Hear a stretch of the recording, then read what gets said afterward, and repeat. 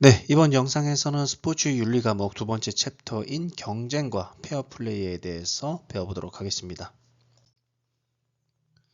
자, 가장 먼저 스포츠 경기의 목적부터 알아보도록 하겠습니다. 자, 그중에 이제 아곤과 아랫대의 차이가 나오는데요. 이 부분 굉장히 중요한 부분이고, 거의 매년 나왔다시피 굉장히 자주 기출되는 부분이니까 여러분들 잘 기억을 해두시면 좋을 것 같습니다. 자, 여기서 아곤과 아랫대를 구분을 할 수 있어야 되겠는데요. 여기서 아곤은 경쟁이라는 이런 의미를 담고 있습니다. 여러분들 잘 기억하실지 모르겠지만 스포츠 사회학 정리를 할 때 까이우아가 제시했던 네 가지 놀이의 요소가 있었어요. 그 중에 이제 아곤과 아레아, 미미크리, 이링크스 이렇게 네 가지로 구분을 했었는데 그 중에 그 아곤이 여기에서 얘기하는 아곤과 동일한 개념이다라고 이해하시면 될 것 같습니다. 그래서 여러 가지 집단 또는 개인의 대결에 있어서 승리하고 이런 것들이 굉장히 중요하게 생각하는 이런 가치를 지니고 있고요. 전쟁이나 싸움 같은 상황에서 많이 활용이 된다라고 이해하시면 될 것 같습니다.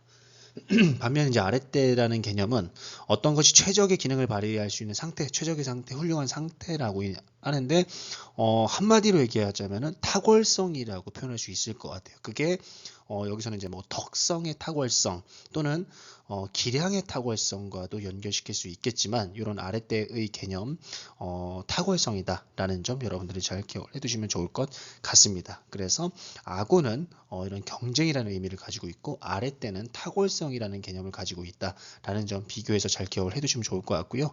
운동선수는 다른 선수와의 경쟁에서 자신의 아랫대를 과시할 수도 있겠지만 자신의 기량이나 어떤 덕성의 탁월성, 타인과의 경쟁을 전제하지 않고도 충분하게 자신만의 아랫대를 추구할 수 있고 드러낼 수가 있다. 다른 사람보다 더 잘해서의 문제가 아니라 자기 스스로 다른 사람과의 비교를 하지 않고도 얼마든지 자신의 덕성과 자신의 기량을 선보일 수 있다라는 개념으로 이해하시면 좋을 것 같습니다. 자, 다음으로 스포츠맨십이라는 개념이 나옵니다. 스포츠맨십은 스포츠에 참가하는 자라면 마땅히 따라야 할 준칙과 갖추어야 할 태도를 의미합니다. 이것이 바로 우리가 자라나는 학생들이라든지 운동에 참여하는 많은 사람들이 반드시 스포츠를 통해서 배워야 하는 가치라고 저는 생각을 하는데요. 페어플레이, 상대편과의 상대 선수 존중, 경쟁 상대에 대한 공손한 태도와 같은 다양한 덕목을 포함한다라고 이해할 수가 있겠습니다. 자, 다음으로 스포츠에서 도덕적 행동과 좋은 스포츠 경기라는 내용이 있는데요. 스포츠에서 도덕적 행동은 앞에서 얘기했던 이런 스포츠맨십과 관련해 가지고 이런 것들을 발현하는 것이라고 이야기할 수 있겠는데 스포츠에서 이기주의, 결과지상주의, 승리추구라고 할 수 있겠죠. 최근에 이제 여러 가지로 승리지상주의 때문에 나타나는 다양한 사회 문제들이 있는데 이런 부분들을 연결시켜 가지고 생각하시면 좋을 것 같습니다. 또한 자기중심적 속성 등을 억제하는 것, 그리고 스포츠에서 스포츠맨십은 도덕적 행동으로 볼 수가 있겠습니다. 그렇다고 하면은 좋은 스포츠 경기는 무엇이냐라고 보았을 때 페어플레이에 입각한 경쟁으로 탁월성을 추구하는 것과 스포츠 경기의 결과보다는 과정을 중시하고 규칙을 준수하고 최선을 다하는 것, 그리고 훌륭한 경기를 실현하는 것이라고 볼 수가 있겠습니다. 만약에 시험 문제에 이렇게 나올 수도 있을 것 같아요. 다음 중 좋은 스포츠 경기에 해당하지 않는 것은 이라고 해서 이것이 그대로 나올 수도 있고요. 아니면은 스포츠 상황으로 적용시켜서 나올 수도 있겠습니다. 자, 다음으로 페어플레이에 대한 개념이 나옵니다. 페어플레이는 공정한 시합이라는 사전적인 의미를 담고 있죠. 스포츠인이 지켜야 할 정정당당한 행위로서 경쟁자에 대한 배려를 포함하는 개념이다 라고 볼 수가 있겠고요. 이런 페어플레이는 형식적 페어플레이와 비형식적 페어플레이로 구분할 수가 있겠습니다. 형식적 페어플레이는 선수가 경기 중에 지켜야 할 정정당당한 행위로서의 페어플레이를 의미하고요. 비형식적 페어플레이는 경쟁자에 대한 배려를 습관적으로 몸에 익힌 도덕적 능력을 이야기합니다. 그렇기 때문에 형식적 페어플레이는 남에게 보여지는 모습 속에서 여러 가지 규칙과도 연결이 될 수가 있겠지만 비형식적 페어플레이는 내가 이런 페어플레이 정신을 항상 마음속에 깊이 새기고 몸에 이렇게 언제 어디서든지 발현될 수 있도록 노력하는 것이 중요하다라고 볼 수가 있겠습니다. 자, 다음으로 공정한 시합, 페어플레이에 대한 두 가지 견해가 있어요. 형식주의와 비형식주의가 있는데 경기에 참여할 때 정해진 공식적인 성문 규칙을 어기지 않고 행하는 것, 경기 규칙을 어기지 않는 것, 그리고 그 규칙을 충실하게 따르는 것, 이런 것을 형식주의라고 이야기하고요.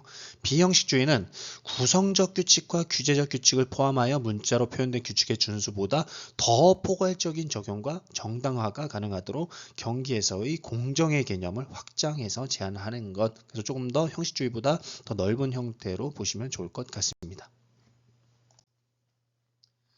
자, 다음으로 의도적 반칙입니다. 특히 우리 일상생활 속에서 의도적 반칙이라는 표현을 잘 쓰지는 않죠. 어찌됐든 간에 어떤 법을 이제 잘 지키지 않는다든지 이런 부분들은 이제 지탄을 받기 마련인데 스포츠 경기에서는 예외적으로 의도적 반칙이 굉장히 찬사를 받는 경우도 많이 있습니다.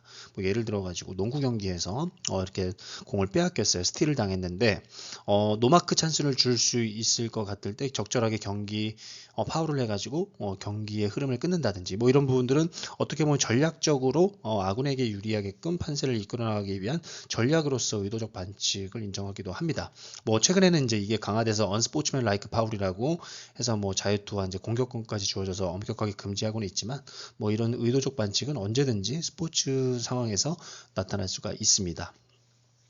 자, 이런 의도적 반칙이 나타나는 두 가지 조건이 있는데요. 첫 번째가 의도가 있어야 된다는 겁니다. 내가 이 경기 반칙을 해야겠다는 명확한 의도, 그리고 그 행위는 규칙에서 허용되지 않는 것이어야 된다. 이제 사람을 잡아당긴다든지 뒤에서 끌어안는 행위 등등 이런 것들이 바로 의도적 반칙에서 얘기하는 두 가지 조건입니다. 자, 여기서 이제 그 규칙의 종류와 규칙의 위반, 반칙 요것을 한번 알아볼 건데요. 앞에서 얘기했던 구성적 규칙과 규제적 규칙을 여기서 좀 구체적으로 알아보도록 하겠습니다.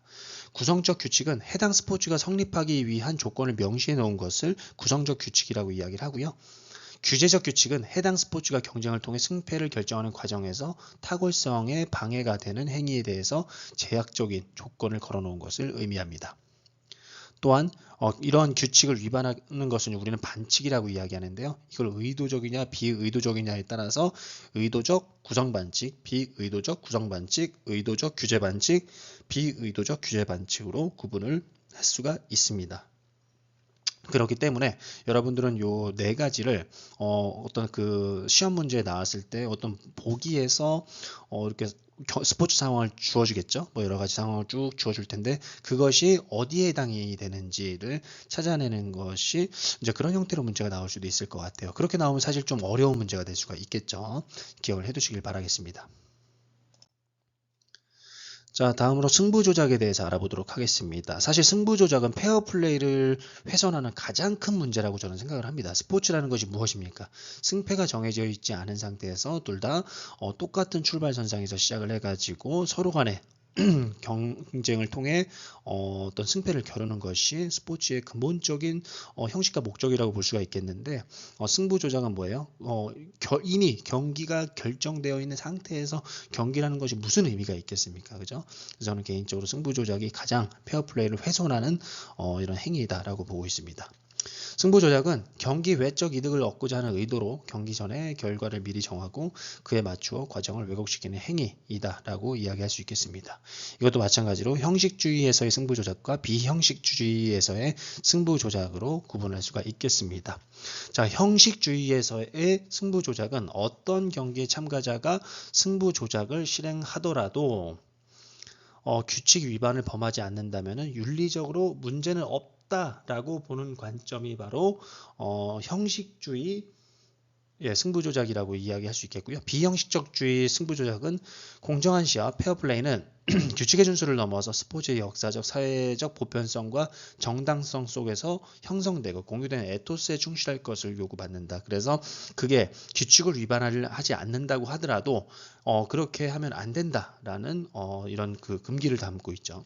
여기서 얘기하는 에토스는 특정한 공동체가 중시하는 가치와 믿음, 정신 따위를 교육과 학습을 통해서 개인이 내면화한 것을 우리는 에토스라고 이야기합니다. 쉽게 얘기하면 신뢰 정도로 번역을 할 수 있을 것 같아요. 완벽하게 그 신뢰라는 번역이 맞는다라고 말씀을 드리긴 어렵지만 가장 가까운 번역은 이제 신뢰라고 볼 수가 있겠습니다.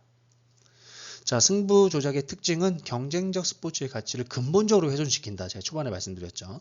윤리적으로나 도덕적으로 비난받을 행위일 뿐만 아니라 범죄 행위이다. 그리고 처벌을 강화한다고 해서 근절될 수 없다는 한계가 있다. 라는 비판을 받고 있습니다.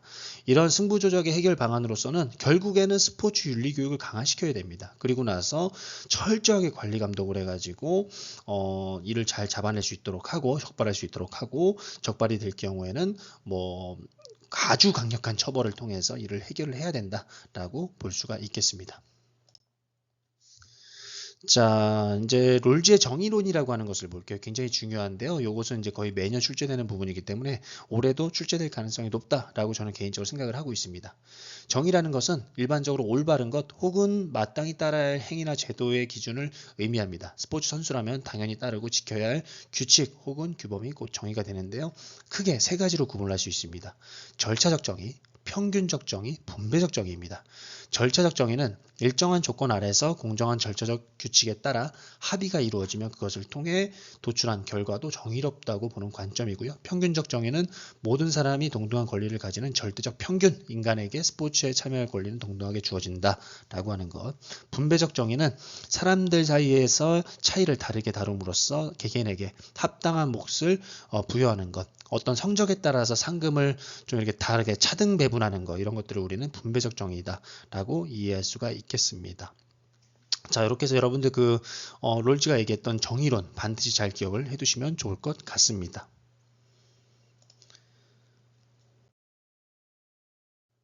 자, 이렇게 해서 이번 영상에서는 경쟁과 페어플레이, 스포츠 윤리에서 제 두 번째 장인 경쟁과 페어플레이에 대해서 알아보았고요. 다음 영상에서는 제 3장 스포츠와 불평등에 대해서 배워보도록 하겠습니다.